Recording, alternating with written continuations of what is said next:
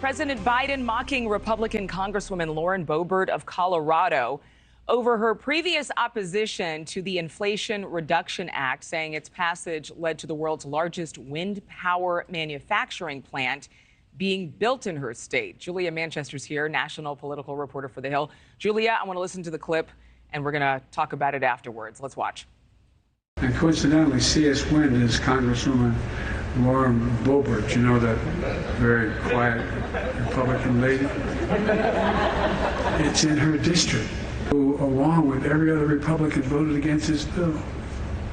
And it's making all this possible. And she railed against its passage. So first off, we have to tell the people watching at home, is he telling the truth? Did every Republican vote against this bill?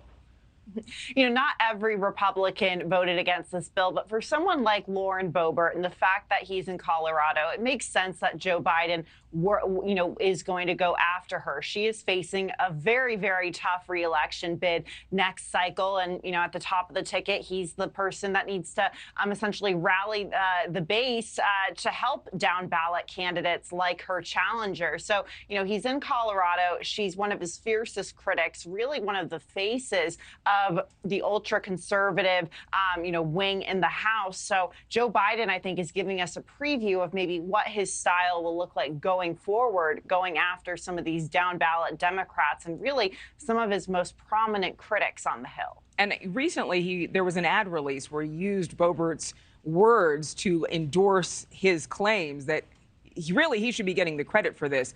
Is this a tactic that works and really just makes Republicans look bad?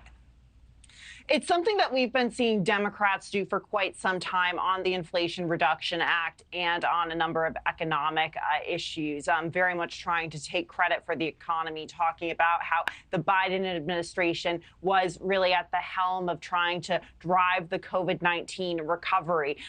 So, you're going to hear him continue to say this. We heard it, last cycle during the midterms, accusing Republicans of trying to take credit for the Biden administration's work. But this is really what you're going to be hearing him talk about when it comes to the economy. This is an issue area Democrats have been struggling with, and it's a tough issue for Democrats right now because we are seeing economic indicators that would show that the economy is absolutely improving. The problem is Americans on Main Street aren't necessarily feeling it in their pocketbooks because inflation is still pretty high at the moment. So we're getting a sneak peek as to what this messaging will look like. Well, maybe Americans battle weary for economic reasons, but looking at that clip from Joe Biden, can Democrats continue to ignore the fact that he looks a bit battle weary? And that's being kind.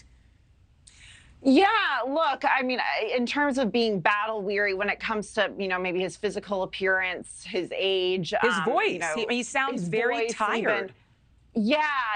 Look, I think it's something that you're seeing on both sides of the aisle, to be frank. You have President Biden on the Democratic side, and you, of course, have the incident with Mitch McConnell a few weeks ago on Capitol Hill where he froze. You are seeing both parties really grapple with the fact that, there are very elderly statesmen in these roles running for re-election and at the helm of some of the most powerful positions in government. For President Biden, obviously, the issue is higher stakes because he is the president of the United States facing re-election. But expect Republicans to continue to really go in and on Biden for this and criticize him for it. I mean, the fact that he's smack talking and has some facts to back him up, it's a bit less exciting.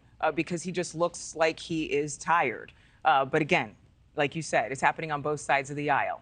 We wish him well. Julia Manchester, thank you so much. Thank you for watching. Go to newsnationnow.com to find NewsNation on your television provider. And don't forget to click the red subscribe button below to get more of NewsNation's fact-driven, unbiased coverage.